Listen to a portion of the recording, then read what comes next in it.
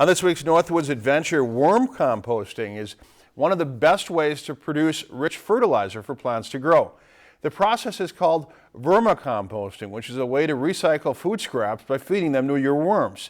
Our Chelsea Brown got a closer look at just how Minnesotans can compost indoors year-round by letting the worms do all the work.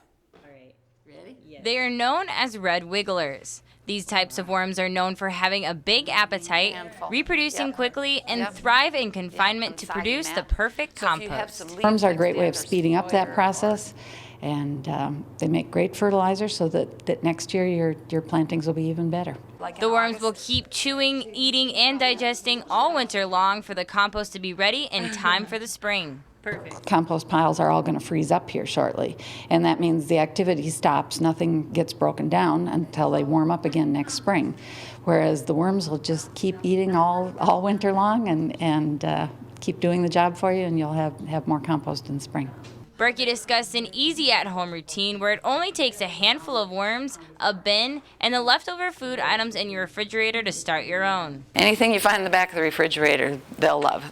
Not the meat, cheese, all that stuff, but pizza crust, they'll love that. From coffee grounds to eggshells to newspaper to anything that's like getting yucky in your refrigerator, you can feed the worms, and then the worms will multiply. And they really multiply, apparently. And throughout this process, this jack-o'-lantern will turn into this rich, dark compost. Well, I'm kind of a big gardener, lots of different things, and I guess I'm always looking for that wonderful black gold, and this is what it's supposed to be that wonderful black gold that you can grow things in. To get the results, the upkeep is simple.